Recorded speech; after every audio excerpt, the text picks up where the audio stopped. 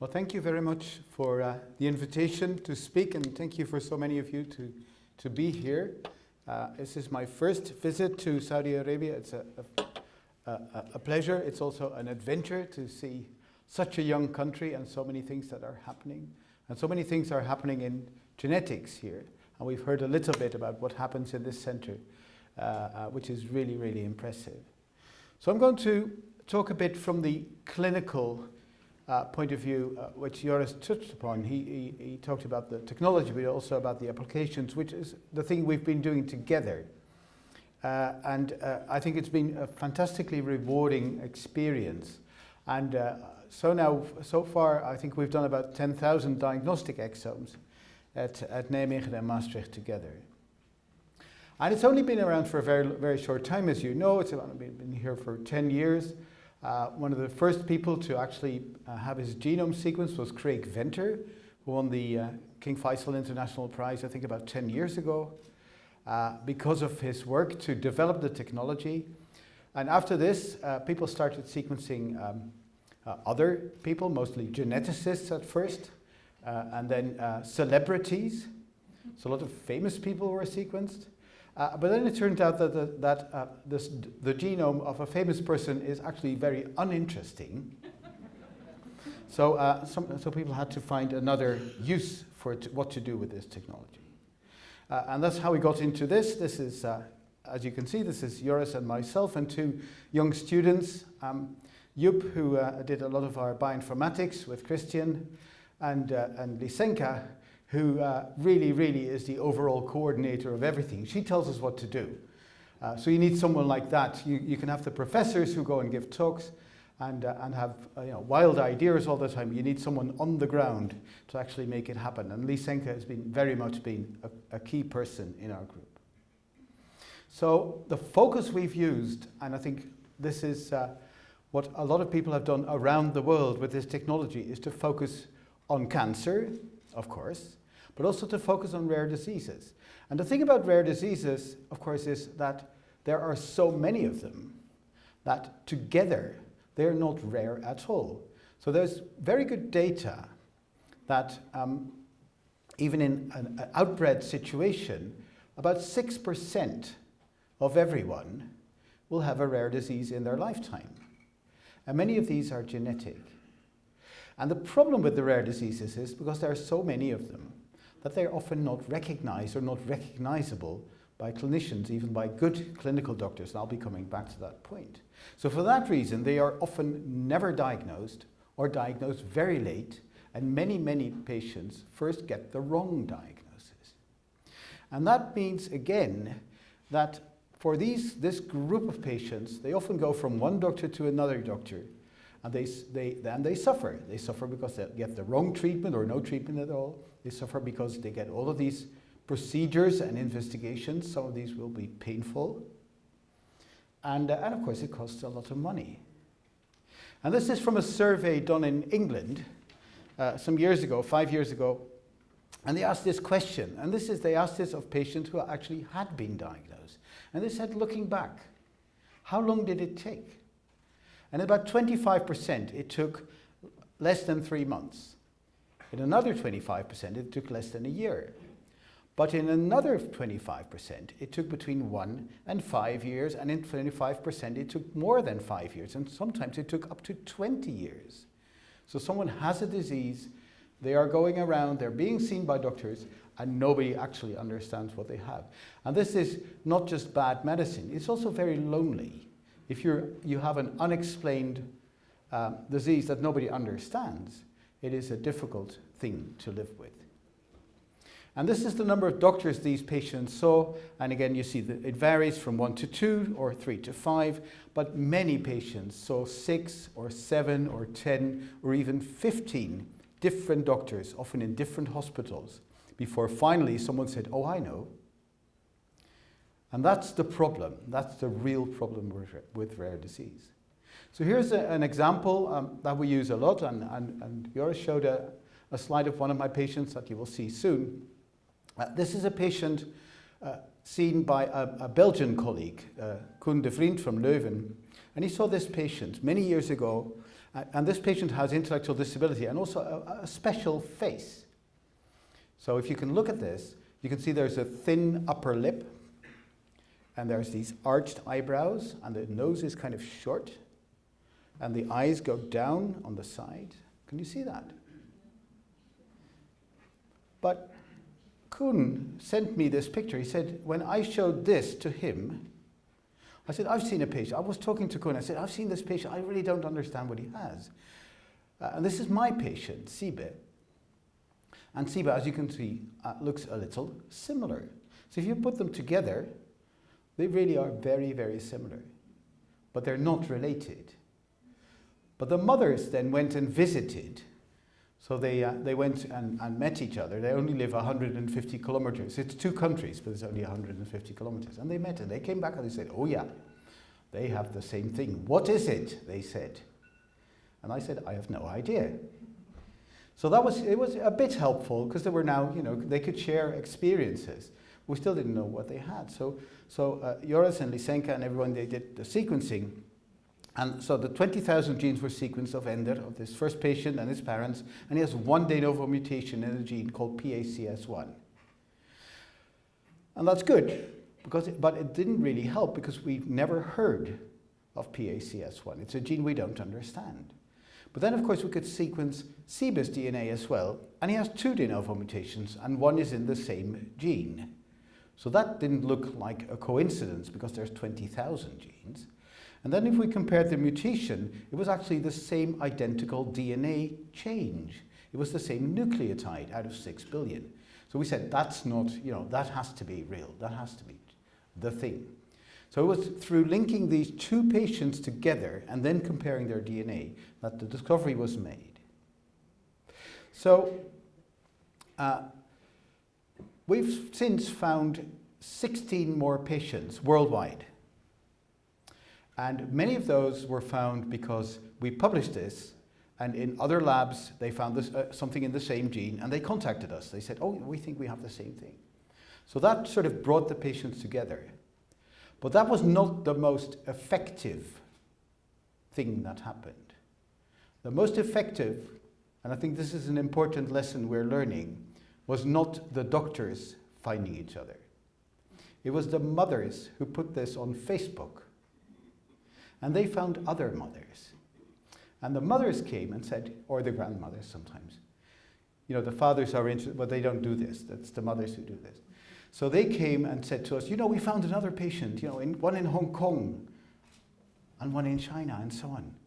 So that's what I think is happening. So a real driver of this, for rare patients, they will find each other and they will share experiences. And they will be part of this new effort to understand disease, and they're very important. So the first conclusion, 5 years ago, was that these de novo mutations, they can cause this severe intellectual disability, and we can find them very effectively by trio exome sequencing. The point, of course, being that you do not just sequence the patient, you also sequence the father and the mother, and that gives you the information genetically. Why is this important? Well, it's important to Sibe's parents and other parents, because it is the end of a journey. There is no longer a need to go to other doctors and ask what happened. Now you know.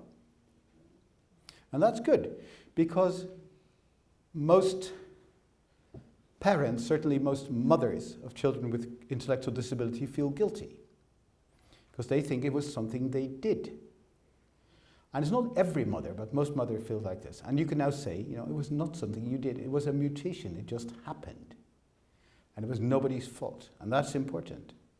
You can tell people that the recurrence risk, the risk that this will happen again in the next pregnancy, is very low, because it's around 1%.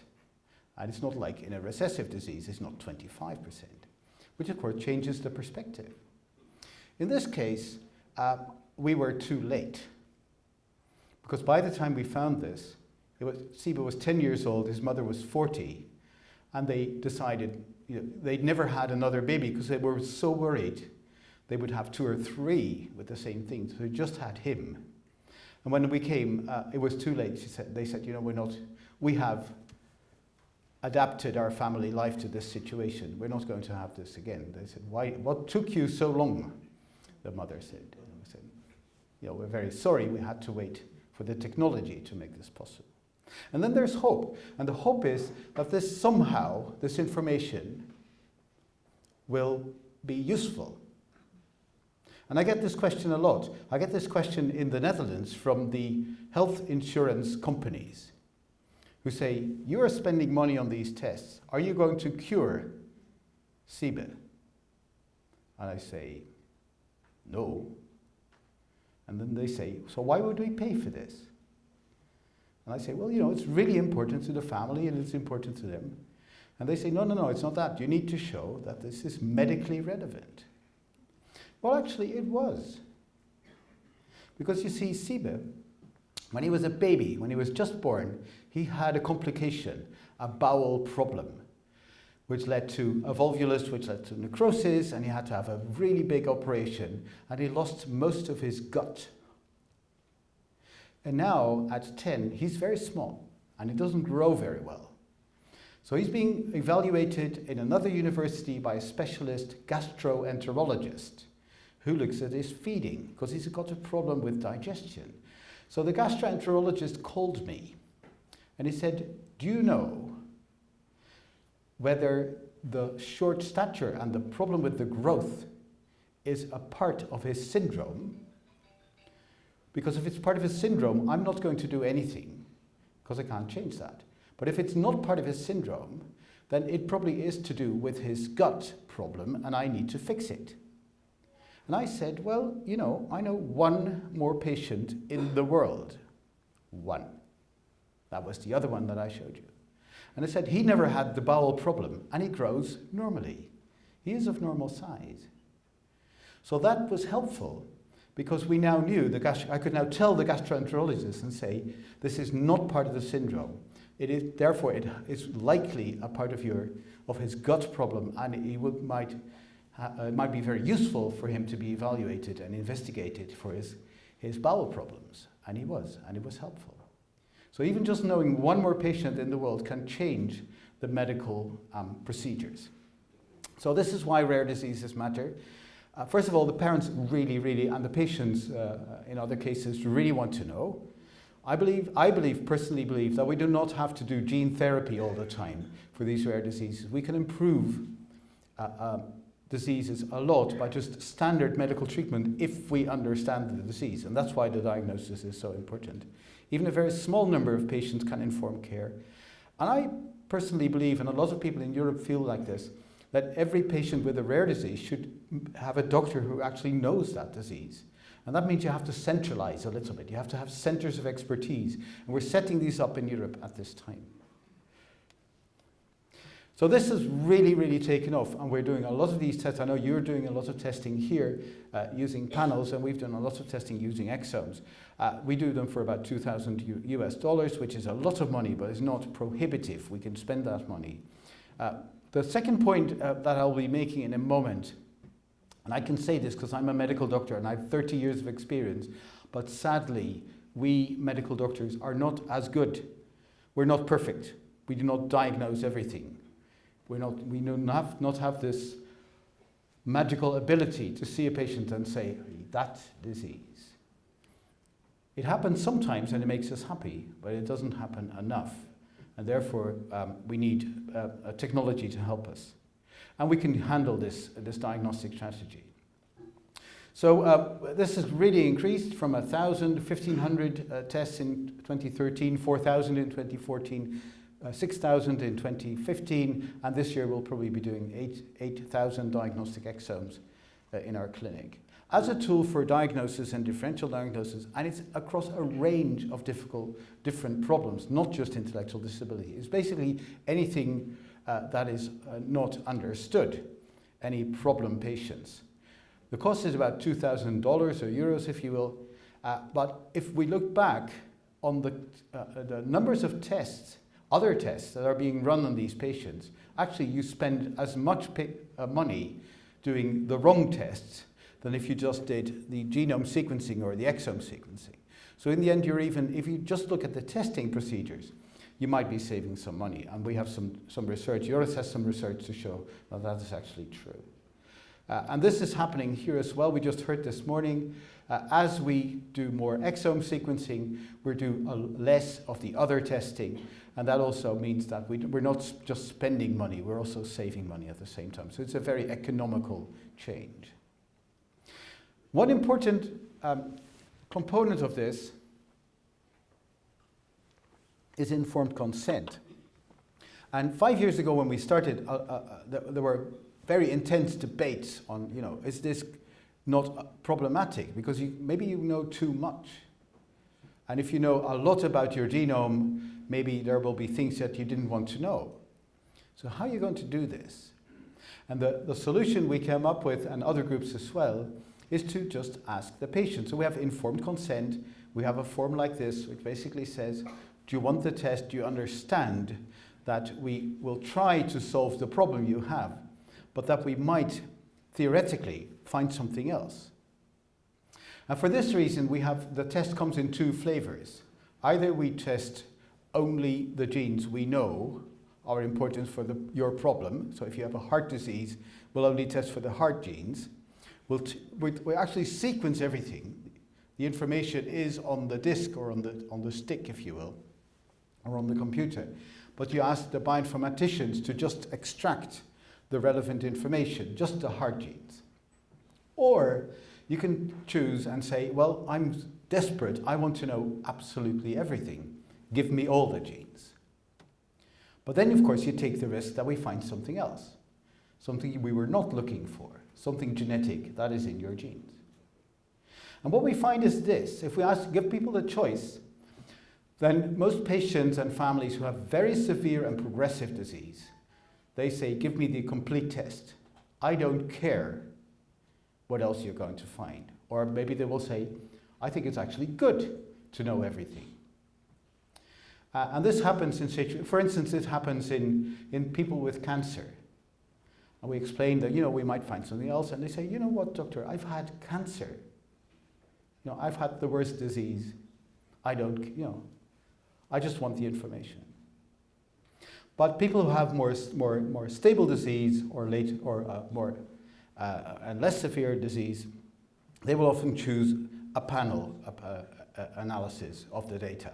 So they will have a targeted analysis. And this happens in things like deafness. In an adult person who's been deaf for all of his life, and they may just say, just give me that little bit of information. I don't want the rest of it. We've been using this for a wide range of problems. And the interesting thing is that it works in a very, very wide range of problems. Kidney disease, heart disease, cancer, neurological disease, immune deficiencies especially. So the success rate is anywhere from 10 to 50%, which because these are hard cases, these are very difficult patients, that is a very good number. And the truth we found is that the hit rate, so the diagnostic rate of exome sequencing, actually is higher than what even the best doctors can achieve by examining their patients. And we've shown this formally in a retrospective study. If you compare the blue and the green bars, the blue was the year 2010, I think, or when we were still, we didn't have exome sequencing, so we allowed doctors to choose a test, and they got a certain percentage was diagnosed. And then the next year we had exome sequencing, and for these same groups of patients, we got 2 to 3 times more diagnoses, showing that this technology is a necessary complement to what a doctor can do. This partly explains why we get so many requests these days. So as Joris was saying, for intellectual disability, which has been one of our main focuses, most patients now have a diagnosis. When I started 30 years ago, it was very rare for us to diagnose anything. And in non-consanguineous populations, most severe intellectual disability then is caused by these Denovo events. The diagnostic yield is 10 to 50% and is across a range of disease categories. And this is why medical genetics is now moving sort of center stage in the hospital. We work with neurology, we work with internal medicine, we work with every specialty in the clinic. Whereas, many years ago we were in the basement and nobody could find us. Now I think medical genetics is becoming integrated, and you've heard about personalized medicine. So this de novo paradigm is important. We find some interesting examples of that. There is one gene on the X chromosome, which we find where we find these de novo mutations in intellectual disability, and it's only in women. It's only in females. And this is a new gene. There's another gene some of you may know that was mentioned, the Rett syndrome gene.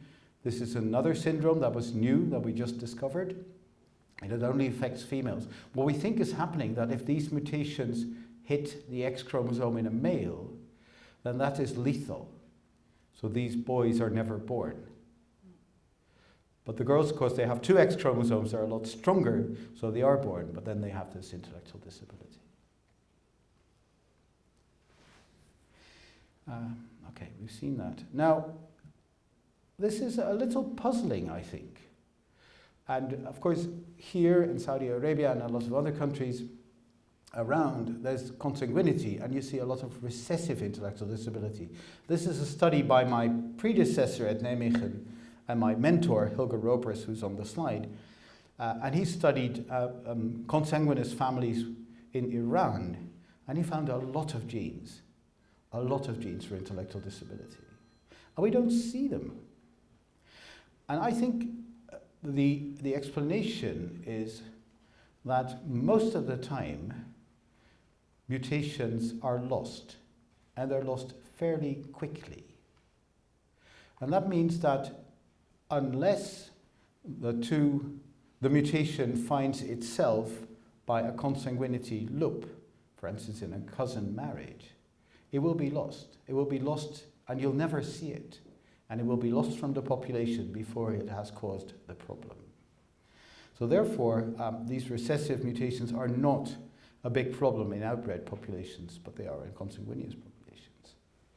Now, we've heard this morning that you are thinking about programs for premarital screening, trying to reduce the burden of these diseases. And if that happens, of course, that would be fantastic, because there would be so many fewer sick and handicapped people. But you will still have the de novo mutations. These you cannot remove. They are part of nature, and they will keep happening all the time. So you cannot, we think at this stage, you cannot go below 0.5% or so of all people born with severe handicap. Even if we have the best prenatal care, even if we have the best genetic testing, if we do everything optimally, we will still have 0.5% of the newborns with severe handicaps. That part of it cannot be removed. Consanguinity, roughly, there's a good study from Britain on Pakistani, roughly doubles the incidence of rare disease, and especially in a consanguineous situation, I think more than 60% of severe intellectual disability will be genetic. Another thing we learned, which is not on this slide, is that we like, in medicine, we like to put diagnostic labels on. So, intellectual disability or autism. I noticed when we just entered, there's an autism research center here. Or what neurologists call epileptic encephalopathy.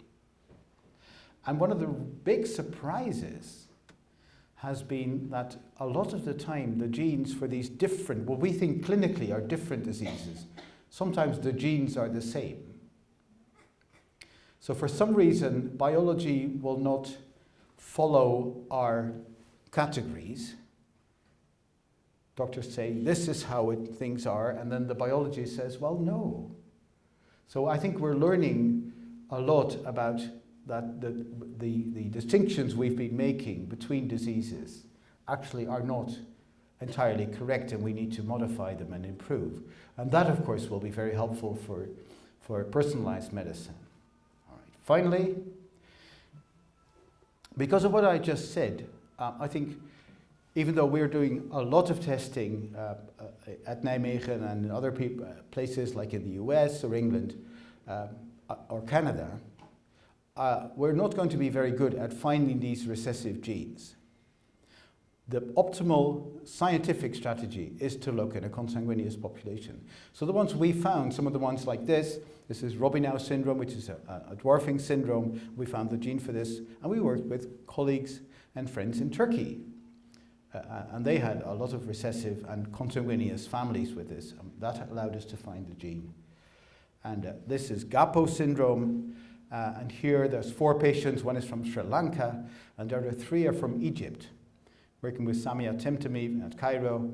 And again, that is what allowed us to find that gene. And I know you found a lot of genes here already. So it does need research in consanguineous populations. So I am on the ERDRC Diagnostic Committee. This is the International Rare Diseases Research Consortium. It is a conglomerate of many countries and institutions. And one of the goals is that all the genes for rare diseases should be discovered. And I think that will happen, but it needs a complement. It needs studies in outbred populations like we are doing, and we'll find a lot of the dominant genes. But we're not going to be very good at finding the recessive genes, and it really has to be done here. And I think it's really good that you have become very active here. And I found this, and I've heard about this a little this morning about the Saudi Human Genome Program where you all work together. That is a miracle, by the way.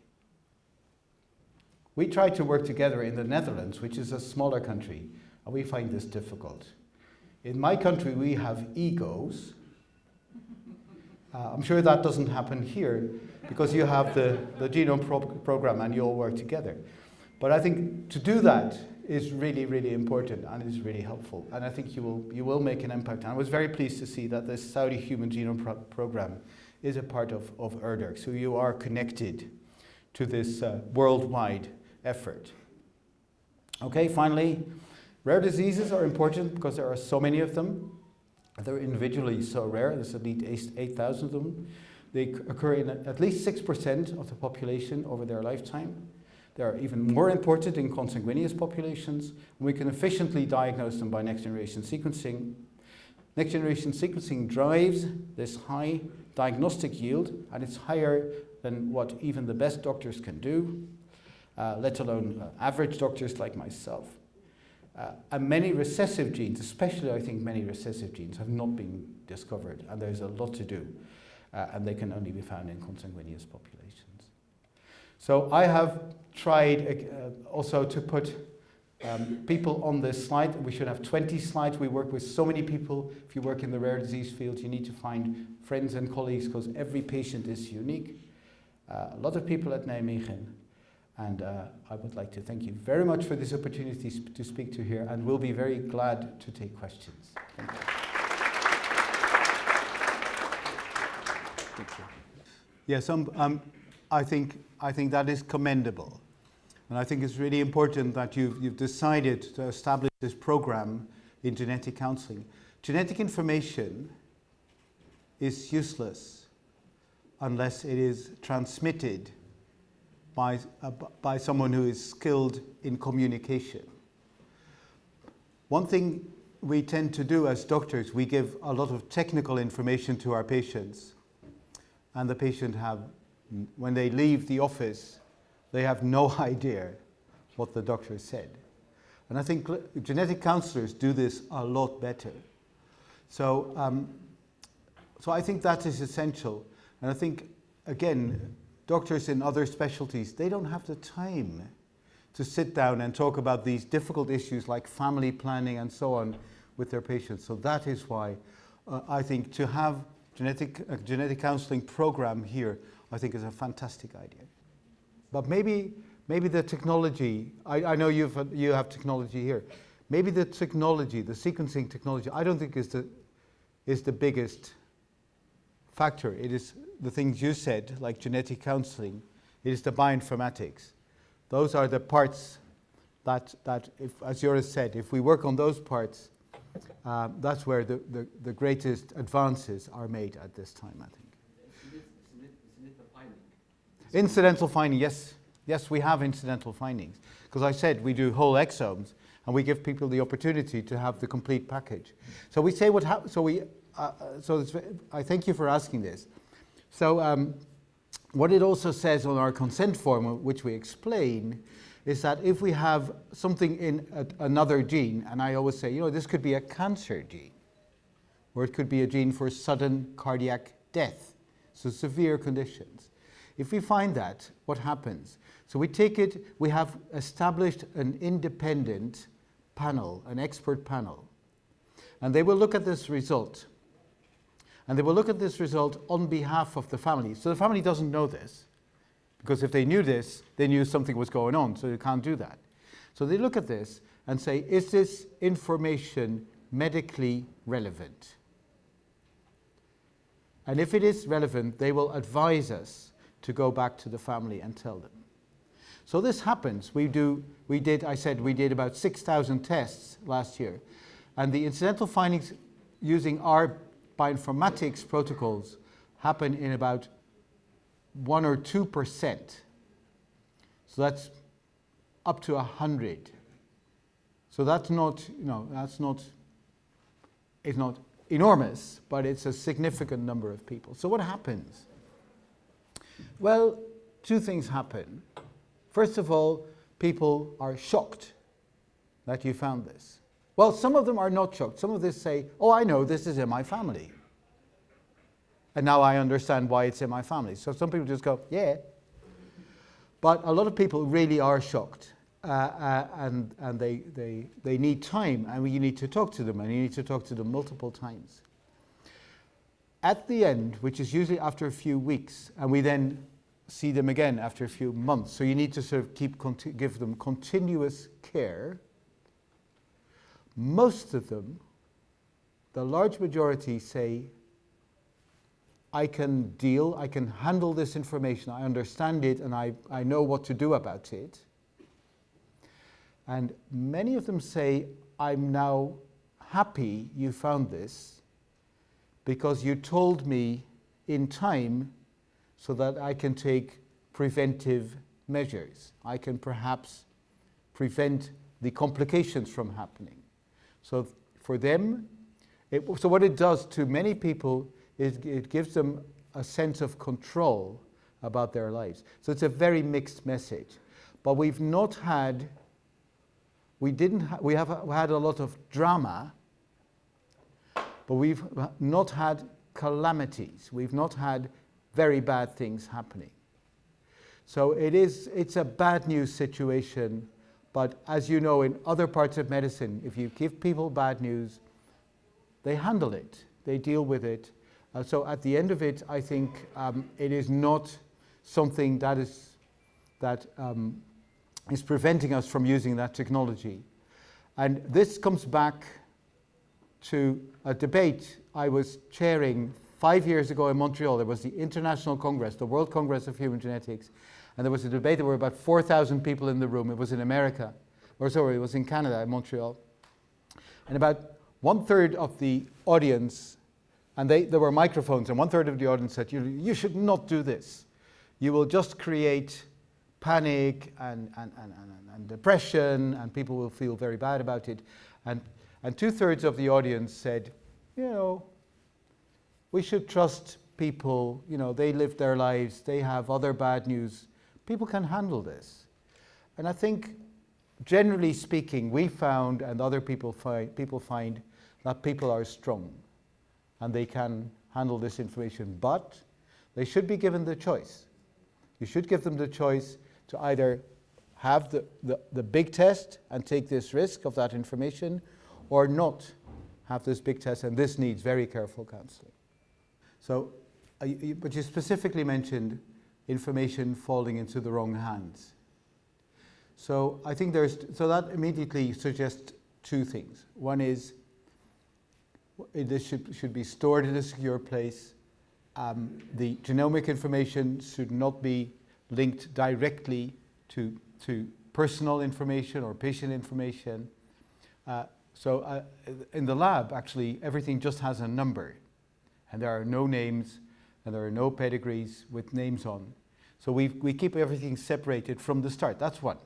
The second thing you need to have, and we have this in the Netherlands, is you need a good law. That makes it completely illegal for people to misuse this information. And also we have a law that says the insurance companies cannot have this information within certain limits. So I think to have a good law is very, very important. And then finally, unfortunately, if you take this glass to the lab here, you have my genome. And I have to accept this fact because I'm going to leave this glass here. And you may have my genome. So I think that dimension, that perspective is there as well. I don't think ultimately we cannot keep our genomic information secret in every respect. And therefore, that enforces this idea that we need to discuss it, we need to have an ethical debate, but we also need very, very, very clear legal restrictions on this.